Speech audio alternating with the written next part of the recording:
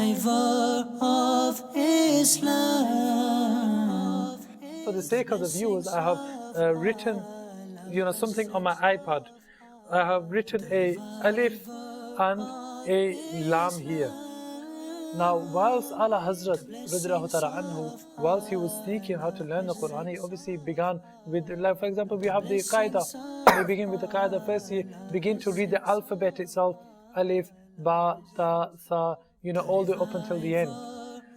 And then there came something, lam, alif.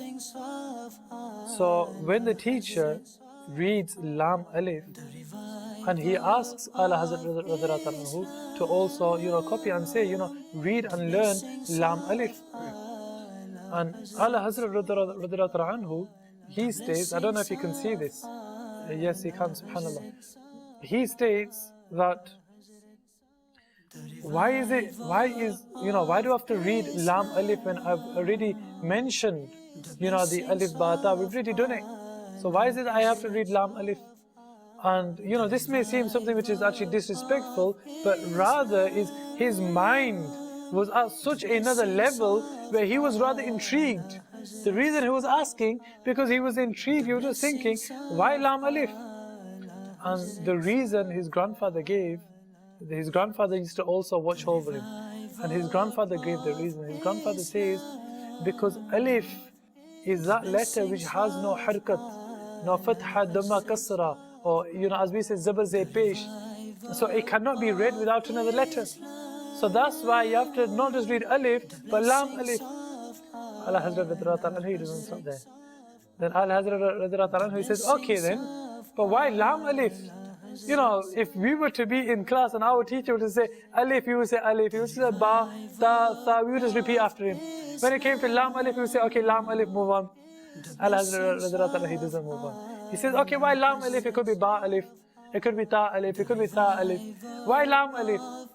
So then his father said, it's quite intricate, it's quite complex. But let's see if you come to understand it. He says because the connection between lam and alif is extremely close. He says these two letters have their relationship, they're very well linked together. That the essence of alif is lam and the essence of lam is alif. Meaning when you were to open up and write alif and lam, if you were to write alif, you have alif and you have lam and fa. So which makes alif. And then on the other hand, for lam, if you were to write it, open up and write it, you write the lam, alif and the mim, which makes it into lam.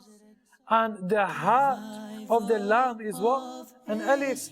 And the heart of the alif is what? A lam. This is the reason for it. Now, subhanAllah, that itself is something which, I've never had it before myself. I've only just learned how to, it's because we also have it, don't we? In Madani Channel, after the alphabet, we read alif and then lam, alif. So now I understand, subhanAllah, this is the reason why we read lam, alif. My dear Islamic brothers and viewers of Madani Channel, it's not just that. What we learn from this is how open the mind of Ala Hazrat radiallahu anhu at such a tender age, at such a young age was.